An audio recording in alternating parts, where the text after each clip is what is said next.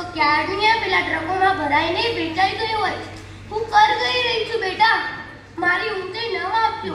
તમે મારી મમતાને માપો. તમે મારી ઊંચાઈ ન માપશો. તમે મારી મમતાને માપો. હું અબજો વર્ષોથી તમારી રક્ષા કરતી આવી છું. આજે મારે તમારા રક્ષણની જરૂર છે. શું આટલી જ માણસાઈ બચી છે તમારામાં? મને જીવવા દો, જેથી તમને હું જીવાડી શકું. કાલે તમારા દીકરાઓ કહેશે કે માં પહાડ કેવો હોય, ત્યારે તમારી પાસે બતાવવા માટે ફક્ત ફોટા રહેશે. ત્યારે તમારી પાસે બતાવવા માટે ફક્ત ફોટા જ હશે. જો આજે તમે મને ન બચાવી તો કાલે તમને બચાવનાર કોઈ નહીં હોય. હું અરવલ્લી તમારી માં બોલું છું. મને બચાવી લો બેટા, મને બચાવી લો.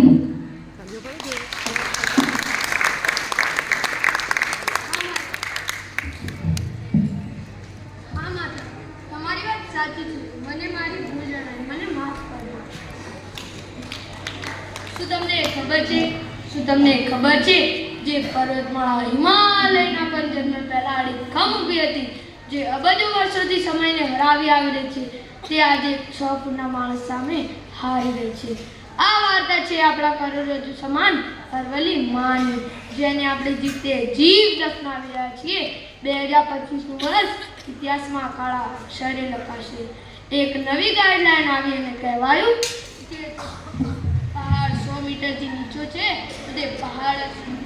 આ એક લાઈને અરવલ્લીની 12,000માંથી 90% પહાડીઓને કાયદાકીય રક્ષણથી બહાર કરી દીધી. હવે ત્યાં ડાયનામાઇટના ધડાકા થશે અને માઇનિંગ માફિયા માટે રેડ કાર્પેટ બિછાશે. લોકોને લાગે છે આ તો પથ્થરની વાત છે, આપણને શું? પરંતુ યાદ રાખજો, અરવલ્લી કેવળ પથ્થર નથી, અરવલ્લી આપણો વોટર ટાવર છે. સાબરમતી નદીના મા બાપ જ આ પહાડો છે. જો પહાડો જ નહીં હોય તો વરસાદી પાણી જમીન પર નહીં. અત્યારે પાણી 1000 ફૂટે છે, કાલે પાતાળમાં પણ નહીં મળે. સાબરમતી નદી સુકાશે તો ગુજરાતના બધા જ શહેરો તરસ્યા તળવળશે. અરવલ્લી એ માત્ર પથ્થરનો ઢગલો નથી, તે આપણી ઇકોલોજીકલ સ્પાઇન છે. એટલે કે તે આપણી પ્રાકૃતિક કરોડરજ્જુ છે. સવાલ એ છે કે શું આ વિનાશને આપણે મૂંગા મોઢે જોઈ રાખશું? ના, નિર્ણય આપણને જ લેવાનો છે. કારણ કે હવે કુદરત બીજો મોકો નહીં આપે. અરવલ્લી એક દિવાલ છે જે થોરના રણને આગળ વધતું અટકાવે છે, હરિયાણામાં પહાડો ગાયબ થયા તો દિલ્હીની હવા ઝેરી થઈ ગઈ. જો ગુજરાતમાં ઈડરિયો ગઢ અને અરવલ્લીની હારમાળા નહીં રહે તો અમદાવાદ અને મહેસાણામાં ગરમી 50 ડિગ્રી પાર કરી જશે.